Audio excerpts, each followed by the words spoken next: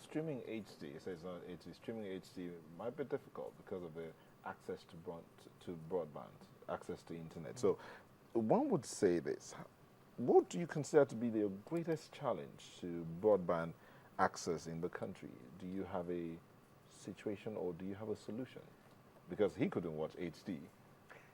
Yes, well, that's on the streaming part, because our technology can receive HD. So if you were streaming HD from your end, we would receive HD on our end. So it has nothing to do with the broadband pipe that we are delivering. Okay. Now, in terms of supporting broadband penetration of that super fast, super reliable internet that Smile delivers, the biggest challenge at this stage is the availability of devices that all people can afford. But the good news is that the entire ecosystem, the entire telecoms ecosystem is rallying around 4G LTE, around our technology that we are using here, which is the global standard of the future. So you see the devices coming and the prices of those devices decreasing rapidly and becoming more and more affordable. We expect that in about 18 months from now, we'll have smartphones, tablets at about $100 or less, which really opens the space for a much wider spectrum of the population to benefit from that internet. So today, yes, it's more businesses and people who are really in more affluent areas who can afford it, but very soon, large part of the population and eventually everyone will be able to get access to internet the way we deliver it. When you say very soon, do you have a time frame? I'm saying it's about 18 months to 2 years. 18 months to 2 years. 18 months to 2 years. So those who want to stream HD can now go ahead and stream it because they're sure that there's a device, there's a platform on which it will fly. You can go to BBC World News, you can go to Al Jazeera, you can go to any movie that is available in the internet. Go to YouTube, you stream HD, yes, and you receive it. Let me come to Tom, who's been in Nigeria for, as you said, a bit longer than he's been. What's your take on Nigeria's broadband policy? I'm glad to see you have one. And obviously it's very important to the government. In a previous life, I was advising UK and European governments about their broadband policies and how they develop them. And their biggest problem was they had big incumbent operators that wanted to get the money for, the services that they had. They didn't really want to make the investments.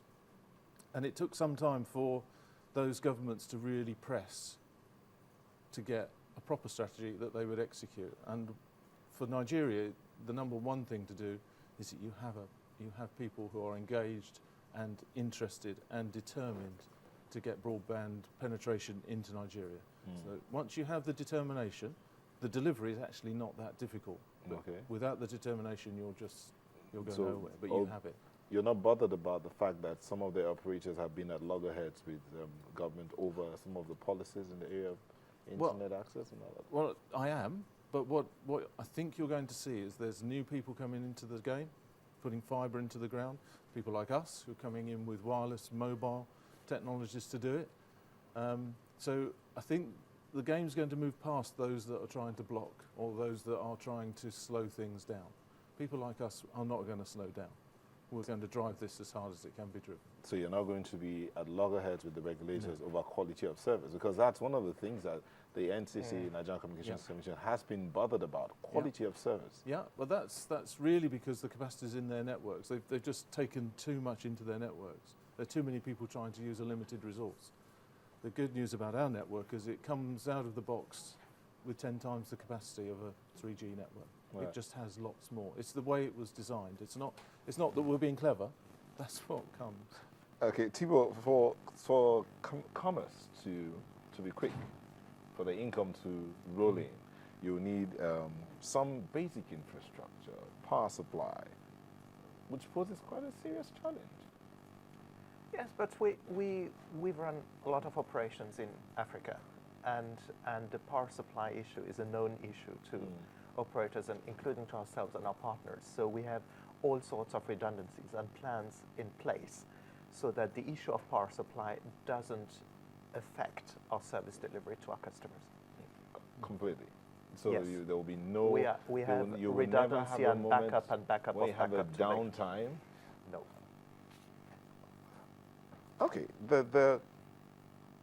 what about an effective plan to cope with this peculiar challenge? He's talked about that. Now, but then other people have been here, operating here, and they've had issues with this basic challenge. They tell you fueling, we have to buy diesel, we spend millions on diesel, and then some of our base stations are vandalized. So what are your plans to handle this?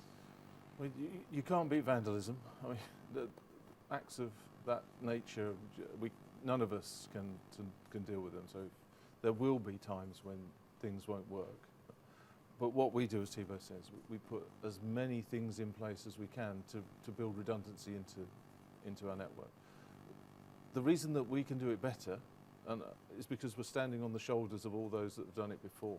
So everyone understands these sorts of problems, everyone understands them very well now, and everyone has put in mitigation. So we're lucky, we're very lucky in that respect that we can use those mitigation techniques for our own purposes straight away. It's not going to be the challenge of suddenly realising that your power is unreliable. We started out knowing that, so you can develop your networks to cope with that. Okay, develop our network, but you are no doubt doing a lot. So on corporate social responsibility in other countries where you've been doing business, what are you planning to do in Nigeria? Well, in Tanzania and Uganda, we've connected up several schools. I can't remember the number, but a reasonable number of schools where we give them free internet, and they're having 21 megabits per second links into the schools, which you need for a big classroom because you're sharing it amongst This is several to the people. schools? To the school. How many schools? In Tanzania and Uganda, I think it's about 30 now. Here, we're in discussions with the authorities, the appropriate authorities. Secondary or primary school? I think they're all secondary, but we are very happy to incorporate primaries as well. The way we do it is we talk to the authorities. You can't knock on the door of a school and say, hey, why don't you do... We'd rather work with the authorities for places that really need it, places that can really benefit from it. So that process is almost complete. It's taken a little longer than we would hope. But yeah, we should be putting internet connectivity, high speed, into schools within the next 4 weeks. Yeah. So we do have some schools connected in Ibadan already, Okay. for more than a year. Free of charge? Yes, Yeah. we provide free access to our network. So as you launch out in Lagos, Ibadan, you'll be giving out to all the We will schools support in schools Lagos, Abuja, and everywhere. Port Harcourt? Yes, everywhere we are, we will support schools that we choose with the local authorities. This launch into these three cities, is it a robust launch, or you're doing a test run? No, it's very robust, and we're here to stay. Wholesome. Yes. Okay. Thank you very much. Now, I was going to say this. You said you were attempting to stream, or you were Yes. watching the stream. I was watching But the what stream. link were you? Were you on m.channelstv.com? Oh, I don't know. I just looked it up on Google and it said channels. I hit it and it streamed. Anyway, okay, but if you had gone to m.channelstv.com, you'll be getting HD. I'll be getting HD. Okay, I will try that. We I do. will I was definitely try waiting for us to finish our discussion. Now I'll tell you where were you at. No, I just fell into it through a search. Through Google. So I don't know okay. what it was. So try out m.channelstv.com. You'll get I will. full HD. I will try that straight away. And we ensure to, Yeah. we strive to keep it top notch. Okay, Just I will so check that it out. anywhere you are. Okay. And Perhaps I'll start streaming yours because as I drive around to test the network, I stream Okay. Al Jazeera. But I'll now switch to your channel. you're and in I'll stream Nigeria. You should stream I Nigeria. should. Okay, thank you so much, Engineer Tom Allen, Group Chief Operating Officer of Smart Communications Nigeria, Thank you. and Mr. Thibaud Weick, Group Chief Commercial Officer, who is in Nigeria for the first time. I do hope you have fun, and as long as you're in Nigeria. Thank you very much. Welcome. As we round up this segment, we'd like to, the Nigerian economic GDP rebasing will be announced tomorrow, Sunday, the 6th of April.